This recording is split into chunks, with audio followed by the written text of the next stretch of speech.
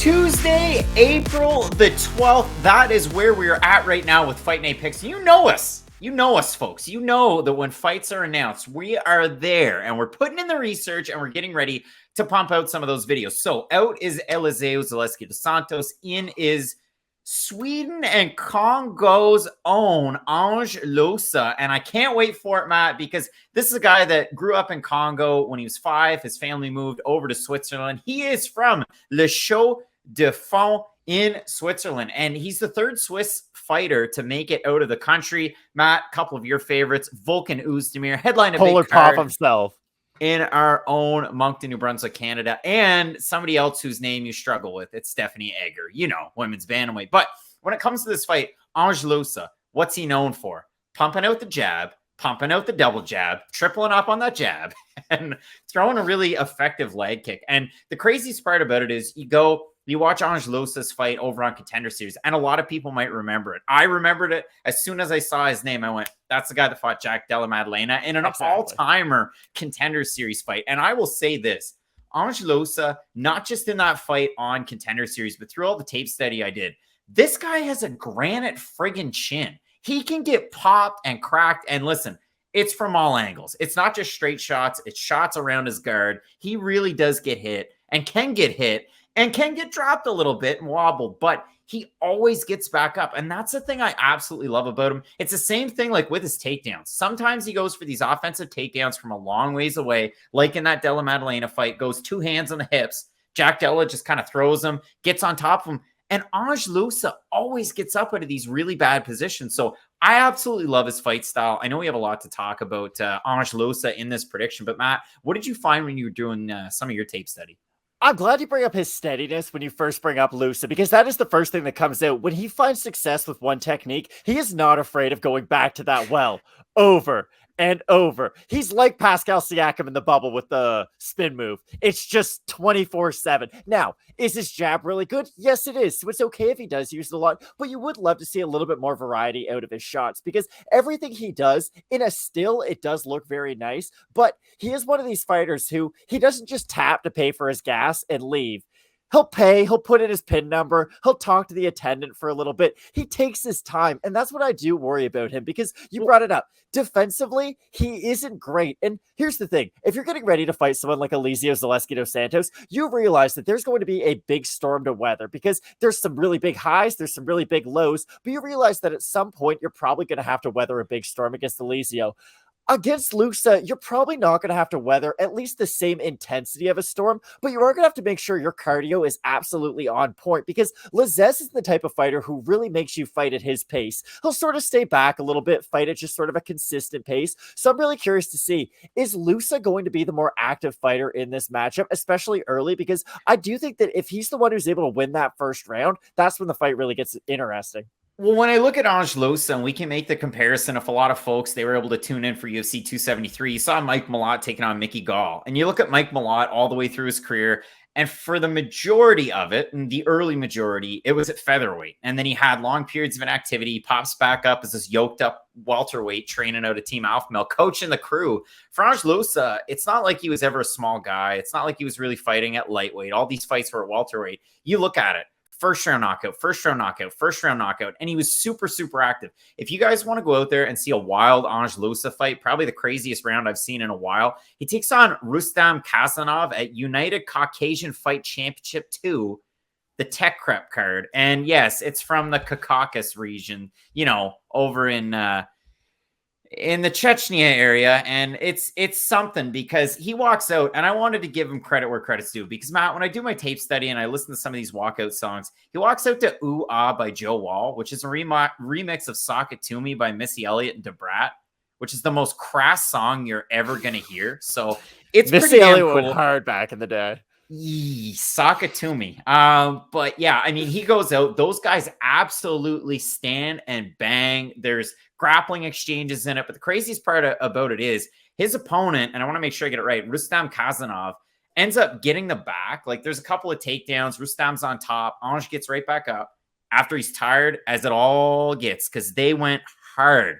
And Rustam's got the back, and he's almost got like he's got his hands locked around the waist of Loosa. And then the referee just kind of like taps on Rustam, and Rustam doesn't move. And so the referee's like, whoa, hold on. And then you see Rustam, and he's completely out of it. His eyes like swollen shut. He sits down against the cage, and then they keep the camera on him. And they're like, this guy doesn't know where he's at. This guy's knocked out. This guy's in a bad way.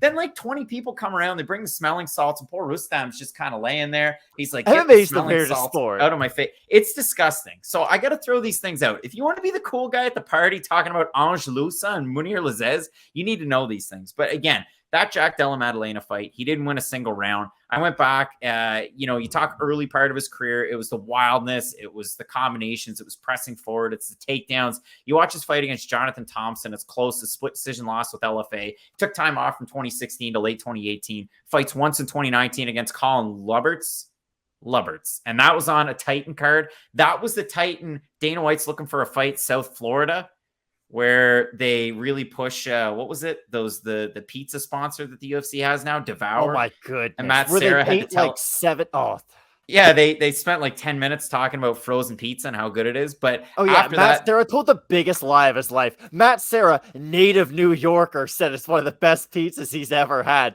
I get it. You're a company guy. Your friend's Dana White. Find a friend who loves you like Matt Serra loves Dana White and his sponsorship dollars. Those pizzas could be good. I've actually had some Devour food stuff, and it's not that bad. But when it does come to that fight, I thought that Ange Loosa won the first round. The second round, they've got it as a split. Luberts came back. He was on the back foot the whole third round. But the trouble with Ange, and this is the thing that when it comes back to a fight against Mounir Lazzez, he's known as a sniper. He's got great downrange weapons. And the thing that you love about him is he has power as well. So both these guys stylistically match up very well as strikers.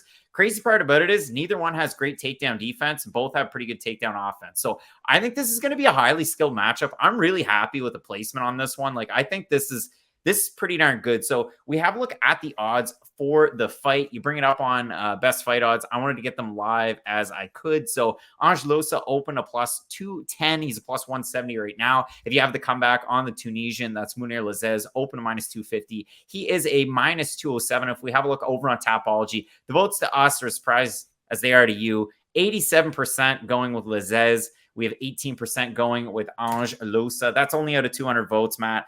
As I let you carry this one, I mean, we really do talk about this fight as being really competitive. We have a look at Fight Night Picks over on the Instagram votes, 65% with Lazzez to 35% Loosa. So a little bit closer that way, but it seems like a lot of people are picking Mounir Lazzez in this matchup. The thing about Lazzez is he is one of those peaks and valley type of strikers where when he is doing things really positively, he looks great. But then there are those kind of minutes of inactivity there where you're like, hey, maybe go back to that great striker, maybe shoot for another takedown here or there. I do think the steadiness of Loosa is going to give him some success early, but that's the big problem. I think he is going to stand there for that half beat too long, and I think he is going to be susceptible to the big shot from Mounir Lazzez. And here's the last thing I'll say. If you're Mounir Lazzez, pretty good Wednesday. You were supposed to fight Eliseo Zaleski dos Santos, who had 2 months to get ready for you this Saturday, and you have to fight a guy on short notice who maybe isn't stylistically a great matchup for you, but you know what he's going to do because at least his strengths match some of your own strengths. So I do think the fact that Lazzez was getting ready for what I believe was a much tougher opponent will get him ready for this fight against Loosa. It's a really weird one. When you look at Lazzez and his 2 losses, the one to Eldar Eldarov. Eldar's a great wrestler. That was for the 165-pound championship over with Brave CF. That was back in 2019. He rings off 3 big wins. Sasha Platnikov knocks him out in the first round. Ex-MMA's own. Then he beats Arbor Murtari over with Pro Bellum Dubai in the main event. Wins that one in the first round. He beats Abdul Razak Al Hassan after he kind of has a Neil Magny, Hector Lombard-esque first round. So he's able to come back. He's able to win that fight. And when you look at it in his last fight, he's in a co-main event. Like, that's a big-time fight. And that one was over on Fight Island. It was the Chiesa card against Magny. And what happens in that fight? It's like Showtime Pettis. Showtime Worley Alves showed up. And he went 1, 2, 3. Muay Thai kicks right to the body like slapping a banana tree. And he's able to get that knockout win. So that was Mounir Lazzez's biggest opportunity. Since then, he's been booked in fights against my guy. You know him as the Green Mask. It's Niklas Stutz. And then also this fight this spring against Eliseo Zaleski dos Santos. So kind of all over the map with some of these fight bookings. I have a hard time with this one, honestly, Matt. Like, I know Lazzez is a minus 200. I think if it crept down just a little bit more under that minus 200, like we were like minus 150, somewhere around there, as the odds are starting to go down, maybe I would take a shot with Lazzez. Maybe you do like Ange Loosa. I like the way that he's kind of switched his game up and he's quite steady. Things kind of fall apart a little bit in the third round in some of these fights. 4 days notice too. And it's 4 days notice. And heavily muscle-bound guy. I think they said in one of the fights, because he's a guy that's out of Sanford MMA. So Gilbert Burns, main training partner. You see that a lot on Instagram. You also see. I'm glad you brought that up. That is something that is really important. He's not just one of these fighters who you hear about training at this gym. If you look up anybody's Instagram post who trains at Sanford MMA, you have seen him in the lineup at some point. So I think that's a really good point that you bring up. Kamaru Usman had great things to say about him on that Dana White's Contender Series appearance. And I think I heard it was on the Titan FC card. Kamaru Usman was on the call. He said something to the effect of, this is a guy that cuts from 190 to 170. So I don't know how that cut's going to be. We last saw Ange Loosa not that long ago. I said ex-MMA Zone. It was on that same Sasha Platnikov card. There were so many ex-UFC guys. I mean, John Dodson, Francisco Rivera in the main event. Are you not entertained? Gilbert Melendez on the call. But in that fight, he was taking on John Howard. And if we know anything about Doomsday, it's that A, he knocked out Ray Cooper III. But B, he's pretty much a striker. And when it comes to John Howard's takedown defense, it's not that great. Go watch John Howard's last fight over with Eagles FC when he took on Ramazan Kuramagomedov, when it was just takedown. So John Howard takes the fights that no one else wants to.